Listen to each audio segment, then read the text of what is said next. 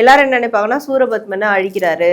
So Murugar ஒருத்தவங்கள போய் கொன்னுடுறாரு, ஒருத்தவங்கள டிஸ்ட்ராய் பண்ணிடுறாரு. அதுக்கு தான் இந்த இந்த இத்தனை நாள் விரதம் இல்லை இத்தனை நாள் கொண்டாட்டம்லாம் அதுக்கு தான் அப்படி நினச்சிட்டு இருக்காங்க. ஆக்சுவலாக அது கிடையாது. இப்போ என்னன்னா இந்த நம்மளுடைய கர்ம பதிவுகள்னு இருக்கும். வாழ்நாள் முழுக்க ஒரு கர்ம பதிவு இருக்கும், முன்ஜென்ம கர்ம பதிவு இருக்கும், இனிமே செய்யக்கூடிய விஷயங்களுக்கான கர்ம பதிவுகள் இருக்கும். ஸோ அப்படி முக்காலத்தினுடைய கர்ம பதிவுகள்லாம் நம்ம நம்மகிட்ட இருந்து போகணும், அதனால பாதிப்புகள் இருக்குன்னா அந்த பாதிப்புகள் நம்ம ரிலீவ் ஆகணும் அப்படின்னா ஸோ அதற்கு இந்த கந்த சஷ்டி 6 நாளை நம்ம எடுத்துக்கணும். நம்ம உடலாலையும் மனதாலையும் தூய்மையா இருக்கணும் அந்த 6 நாள்ல. அப்ப அந்த 6 நாள் நம்ம ரொம்ப மெனக்கெட்டு கஷ்டப்பட்டு இந்த ப்ராசஸ் பண்ணிடுறோம்.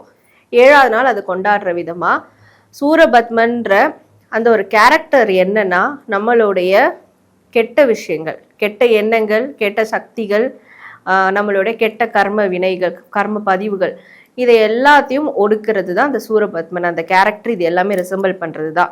ஸோ அப்போ முருகரை நினைச்சு நம்ம 6 நாள் கடுமையான தவம் பண்ணக்கூடிய வகையில கடுமையான விரதம் மேற்கொள்றோம். இந்த காலகட்டத்தில் தவம்லாம் பண்ண முடியாது, விரதம் மேற்கொள்றோம். அப்ப அந்த விரதத்தின் ஒரு நிறைவா முடிவா 7ஆவது நாள் நம்ம கிட்ட இருக்கிற எல்லா விதமான தீய சக்தியும் முருகர் அழிச்சிட்டாரு அப்படின்ற ரிசம்பிள் பண்ற விஷயம்தான் அந்த நிறைவு நாள் சூரசம்ஹாரம்.